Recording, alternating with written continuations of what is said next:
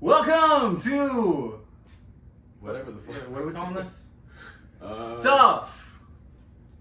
No, we can do better than that. We can do better than stuff. But on the Things. fly, I don't think we can.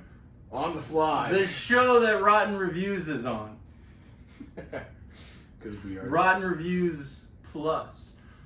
Before we start, let's check in with Kenya on the Damian Lillard news. We have our own Adrian Wojnarowski here. Kenya, what is the news that you have provided for us? And eager to tell us too. No. Eager to tell us nothing. Eager to tell us nothing. Which it's been over a week since I heard anything. Exactly. Since I last heard that Portland refused to trade him. Exactly the same news that Shams has. So that's nice. I like that. Good job, Kenny. No news. You want to talk about sneakers? We lost 2 sneaker draws this week. Yeah, and you only played the one, but I played the UNC one and the Cement Threes. The random, yeah. Lost them both. Reimagined. Because I'm not a bot. Yeah, it's awful. We got to do more human-like things, obviously. We need more Nike. If Nike's out, if Nike's listening to this, everyone knows that. It's an official pod of Nike. Fix your shit. I kind of can't complain because I won the shock drop of the Lost and Found. You won the Lost and Found. And I've won a couple others. I won, yeah. But still, they think I'm a bot. It's a real problem. They're like, they said they put the 4 motorcycles, and I'm like, it's gonna be motorcycle. They're like, no, Harry, that's a shoe. So I didn't get them. If anyone does care about it, though, the UNCs do drop again. I believe it's July 22nd, so you could always just go for that. Now it's not a shock drop; it's just a well-documented thing. Look for that in the sneakers app. I won't win those either. I don't think I'm gonna play them, to be honest. Not gonna win. That's actually a heady play because if you don't play, you can't lose. You can't get that cute little email where it's like, "Nice try." I also like go how we fuck call it yourself. Play because it's that much of a fucking game. It's gambling. It's gambling. Yeah. I think the next shoe that I'm really gonna try for is gonna be the Palomino that drops in September, though, and I don't give a shit about anything really in between them. Isn't there the new McEnroes? Is that not a thing? Yeah, but I don't know when they're dropping. All right, we don't know when we're dropping. Yeah. Stay tuned. We have all of the sneaker updates. The NBA is starting a mid-season tournament. My favorite part about all these announcements for the tournament is every time Adam Silver brings it up, he's always like comparing it to soccer. He's like, I know you guys over on this side of the pond, your footballs, your baseballs, you're not familiar with the mid-season tournament. But over in Europe, you know what they call that? They call that Thursday. Stupid. Bro, and he looks like he plays a lot of soccer. He does. He looks like a soccer coach, like with the suit and shit. Except the fact that he looks like he's never been outside in the daytime. Looks like a number 2 pencil. He looks like Nosferatu. Middle finger. Middle finger.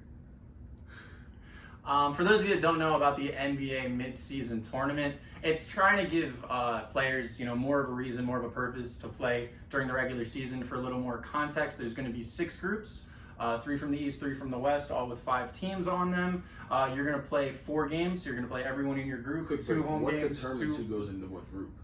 There's the Eastern groups, the Western groups. I believe they're sorted by their win record last year. So there's the 3 groups that are going to go up into the beginning tournament. It's still determined from last year. Yeah, but it might be. It should be drawn. It might be random, and also it has to be random. I don't know why we're still holding on to the East and West thing. Like I get it when it was tough to travel, but it's Fuck it, North and South. Civil War Part Dos. We're breaking it out. We out here. Dixon line. Fuck it. North and South. We're just gonna throw the whole thing out. But I personally don't even like the whole premise around it because I think it's just like a participation. Well, they count for regular season games, right? So you have players that are going to be trying a little bit harder in the regular season. There's everyone in those initial 6. The best team in the initial 6, everyone's going to move on. There's 2 wild cards, so 8. They go to the Elite 8. All of that's played in Las Vegas. It's going to be like the Bill Laimbeer Trophy. The Michael Beasley Trophy. I think that's a good play. Is you got to give it a cool name. That's really the thing. Absolutely. You have to give it a cool name. If it's named after a horrible player like Karl Malone, it's got to be named after somebody who tries unnecessarily hard in the beginning of a season. The Pat Beverly. Ah! That's crazy. Organic. Speaking of organic, We are brought to you by the absolute best game sweeping the whole podcast nation, which is maybe Rotten Reviews. Rotten Reviews. I'm like, what the fuck could this be? For those of you that don't know, I will read a legitimate rating that someone gave a real movie on Rotten Tomatoes, and Bruno will guess what movie that is, won't you, Bruno? It's gonna be tough because I don't know anything about movies or who makes them or actors. I feel like we should have recorded this earlier because we had a bunch of good practice ones. But let's go. You ready? Sure. This mediocrity disguised as entertainment. This greed promoted as synergy. This, to paraphrase the seminal media study Broadcast News, is what the devil looks like. It's Tasmanian, and it's coming soon to a multiplex near you. I'm just gonna assume it was Space Jam 2. It is Space Jam! Really? It's Space Jam 1. I had three other ones. Space Jam it's Space 1? Jam 1. It was Space Jam 1, the Michael Jordan one. And that review was written in 1996. The second the movie came out, zero hindsight, just like... And that's what I love about this bit, is I really think that like people write those reviews as if everything is The Godfather. Someone was so angry, the internet was just out. The internet was just a thing. They're like, there has to be a way to tell people how much I hated this movie, and they found Rotten Tomatoes and left a fucking scathing review on Space Jam? Yeah, so I love Space Jam. Here's the rest of them. It's a stroke of evil marketing genius. That person also gave the movie a D, but they gave it a D last year. Someone went back and he like saw the R. Kelly doc and went to go watch Space Jam, and he was like, "Can't, not today, not doing it." 1 star.